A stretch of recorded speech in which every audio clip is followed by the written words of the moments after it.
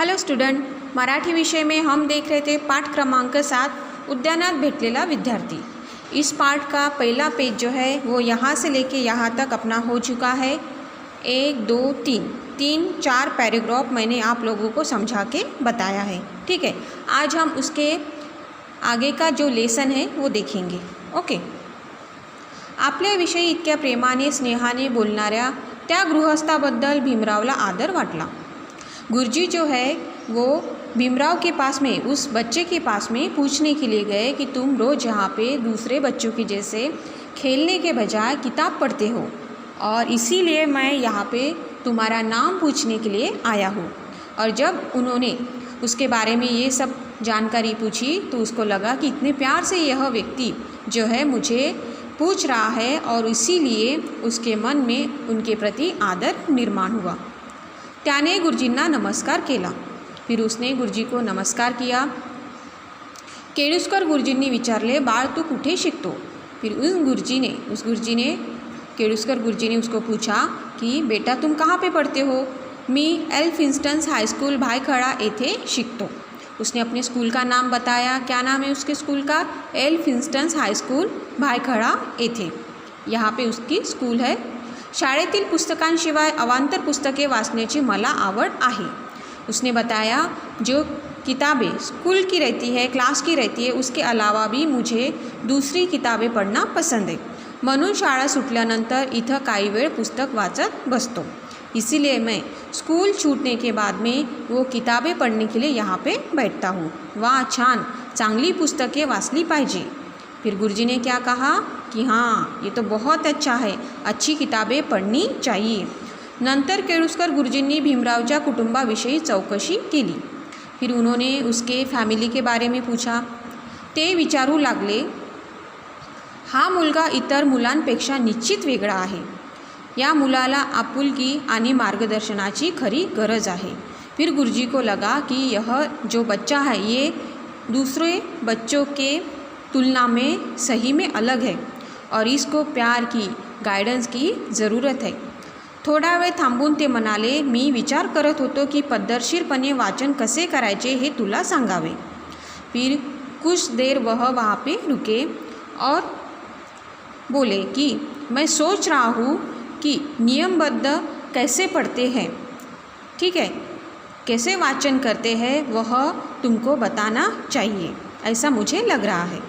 सांगा ना गुरुजी, आतुरतेने भीमराव ने विचारले। फिर वो जो बच्चा है उसका नाम है भीमराव। फिर भीमराव ने उनको पूछा कि सांगा ना गुरुजी, बताओ ना गुरुजी कैसे पढ़ना चाहिए। गुरुजींनी भीमरावला वाचन कसे करावे याविषयी माहिती दिली आणि सांगितले। फिर गुरुजी ने उसको बताया कि वाचन कैसे करना चाहिए, पढ़ना कैसे चाहिए, इसके बारे में उन्होंने उसको जानकारी दी। मी काही लेखकांची पुस्तके तुला वाचायला देईन। फिर उन्होंने सामने में कहा कि कुछ जो लेखक है उनकी किताबें मैं तुम्हें पढ़ने के लिए दूंगा। ज़रूर द्या गुरुजी। उस भीमराव ने भी कहा कि सही में दो मुझे पढ़ने के लिए, मला ती पुस्तकें वाचायला आवडतील और वह किताबें मुझे पढ़ने के लिए अच्छा लगेगा। गुरुजींनी मोठ्या मायेने भीमरावच्या डोक्यावरून हात फिरवला। भीमरावला खूप बरे वाटले। फिर गुरुजी ने प्यार से उसके सर के ऊपर से हाथ घुमाया और यह भीमराव को बहुत अच्छा लगा। चर्नी रोड उद्यानामध्ये केळुस्कर गुरुजींची भीमरावशी रोज़ भेंट होऊ लागली। फिर उस उद्यान में इन दोनों की रोज़ मुलाकात होने लगी। गुरुजी त्याला चांगल्या लेखकांची पुस्तके वाचायला देऊ लागले। फिर वो गुरुजी उनको बहुत सारी लेखक की जो किताबें हैं वो पढ़ने के लिए देने लगे। त्यामुळे भीमरावच्या विस्तृत वाचनाला सुरुवात झाली। आता केळुस्कर गुरुजी आणि भीमराव यांची अभेद गट्टी जमली, यानी इनकी मैत्री हो गई, फ्रेंडशिप हो गई और यह भी बहुत सारी किताबें जो है वो पढ़ने लगा है जो गुरुजी देते थे। ठीक है, केळुस्कर गुरुजींनी भीमरावची तल्लख बुद्धिमत्ता लक्षात घेऊन महाविद्यालयीन आणि पुढे उच्च शिक्षणासाठी अमेरिकेत पाठवण्याची सयाजीराव गायकवाड महाराजांकडे स्वतः शिफारस केली। फिर गुरुजी ने पहचाना कि भीमराव जो है बहुत होशियार है ना, उनकी तल्लख बुद्धिमत्ता लक्षात घेऊन, यानी ये बहुत होशियार है यह बच्चा। और यह ध्यान में लेते हुए उन्होंने उसका जो कॉलेज का एजुकेशन है वह और उसके आगे भी पढ़ाई करने के लिए अमेरिका भेजने के लिए सयाजीराव गायकवाड़ महाराजांकडे यानी सयाजीराव गायकवाड़ महाराज जो थे उनके पास में गुरुजी ने खुद जाके सिफारिश की कि इसको, यह जो बच्चा है ये बहुत होशियार है और इसको आप अमेरिका में पढ़ने के लिए भेजो। त्यामुळे भीमराव यांना महाविद्यालयीन आणि उच्च शिक्षण घेण्याची संधी मिळाली। इसीलिए फिर उस कौन थे वो महाराज का नाम था सयाजीराव गायकवाड़ महाराज। इन्होंने फिर उसको अमेरिका में भेजा और उनको चांस मिला, किसको? भीमराव को।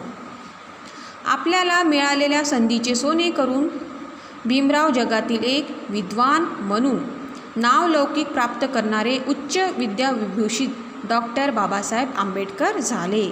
फिर उनको चांस मिला, भीमराव को चांस मिला आगे जाके पढ़ने का अमेरिका में, तो उसने अपना नाम, वो एक विद्वान व्यक्ति बने, पढ़ लिख के वह एक विद्वान व्यक्ति बने और उन्होंने क्या किया? उच्च विद्या विभूषित डॉक्टर बाबा साहेब आम्बेडकर वह बने।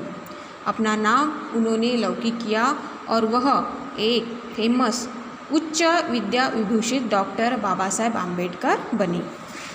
अशा या उच्च विद्या विभूषित डॉक्टर बाबासाहेब आंबेडकरांनी स्वतंत्र भारताची राज्यघटना लिहिली और डॉक्टर बाबा साहेब आम्बेडकर इन्होंने अपने भारत की राज्यघटना भी लिखी है, इसलिए उनको शिल्पकार कहते हैं। ठीक है, संविधान के शिल्पकार, राज्यघटने के शिल्पकार उनको कहा जाता है। ओके, इस प्रकार से यह जो पाठ है आपको पढ़ना है और इस पाठ को आपको समझना है। ओके, नेक्स्ट वीडियो में हम इस पाठ का स्वाध्याय देखेंगे। ठीक है।